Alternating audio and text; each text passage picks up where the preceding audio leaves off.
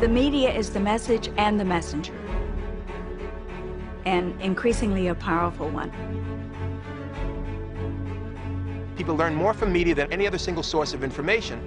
So if we want to understand what's going on in our society in the 21st century, we have to understand media. If you think about media and technology, they're delivering content that is shaping our society.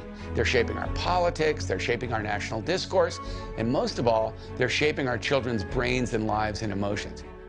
We estimate there's somewhere north of 1 billion people who use the internet every single day. That's just a reach that hasn't existed before in terms of media.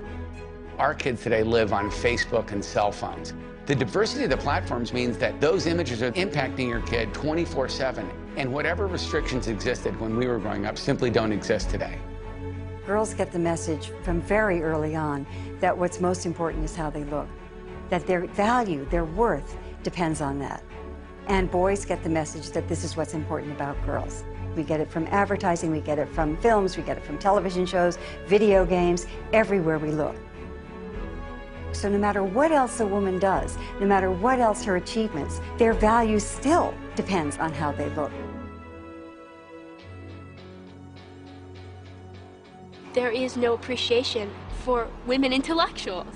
It's all about the body, not about the brain. You all saw the famous photo from the weekend of Hillary looking so haggard and looking like 92 years old. Breast implants. Did you have them or not? Because that's all over the internet about you in mainstream media. I think if you waterboarded Nancy Pelosi, she wouldn't admit to plastic surgery. The fact that media are so limiting and so derogatory to the most powerful women in the country, then what does it say about media's ability to take any woman in America seriously? You get a woman in the Oval Office, most powerful person in the world, what's the downside? You mean besides the PMS and the mood swings? The media treats women like and it's horrible, and it's like, I don't know how we survive it. I don't know how we rise above it.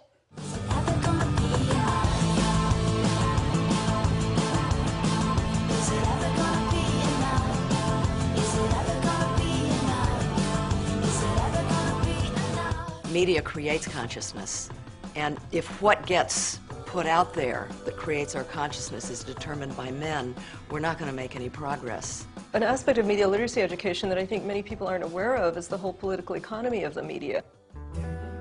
Most media get their revenues from advertising. This is all about capitalism. The exploitation of women's bodies, sells, products, magazines, etc. This notion that these media companies are just giving us what the public wants. No. They're giving us what the media companies want, they're giving us what the advertisers want, and they're packaging it in such a way as to make it sound like it's our fault, and it's not. A lot of advertising is based on making people feel anxious and feeling insecure. The effect is primarily subconscious. It is very harmful, but for the most part, we're not really aware of that. As a culture, women are brought up to just be fundamentally insecure.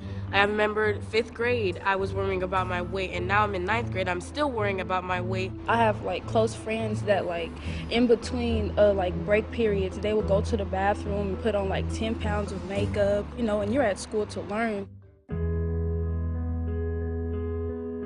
In a world of 1 million channels, people try to do more shocking things to break through the clutter. They resort to violent images, or sexually offensive images, or demeaning images. It creates a climate in which there's widespread and increasing violence against women. When is it going to be enough? We're socializing boys to believe that being a man means being powerful and in control. Ooh la la. Being smarter than women or better than women, or our needs get met first in relationships with women, that's not genetically predestined. That's learned behavior. I definitely am not one to conform to the we need to be hypermasculine and we need to be misogynistic stereotypes. And it really puts a lot of pressure on me when I have relatives who have grown up with this phenomenon who attempt to put me on that path, but I'm not ready for it. Little boys and little girls, when they're 7 years old, an equal number want to be president of the United States when they grow up. But then you ask the same question when they're 15, and you see this massive gap emerging.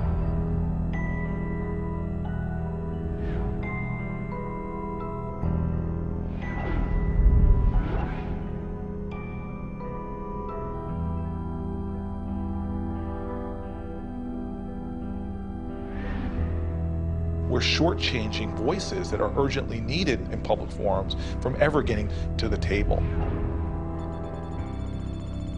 If people knew that Cuba, China, Iraq, and Afghanistan have more women in government than the United States of America, that would get some people upset. No wonder we are in such trouble in this country. We've been choosing our national leadership from 6% of the country. As the most powerful country in the world, if you're not standing for the right values and for the right principles, that's a loss for the world. You can't be what you can't see. Growing up, there was nobody who looked like me on television, so I never dreamed that I could be on television. To see women leadership in reality and on the screen and television is huge for women, huge.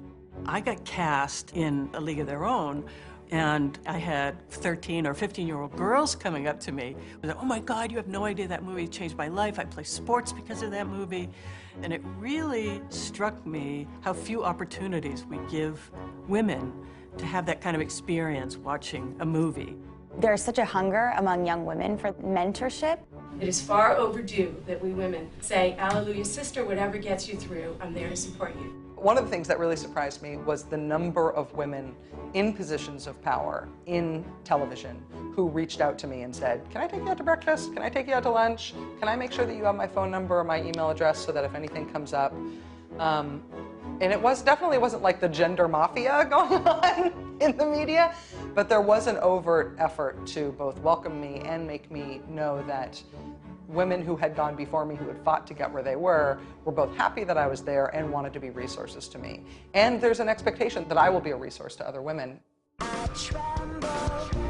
We're creating new leaders, and they're going to not look like how they always did, an older white male.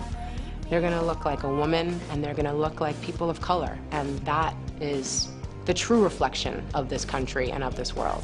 The media can be an instrument of change.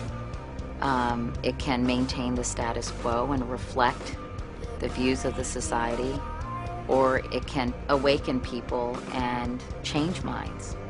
It depends on who's piloting the plane.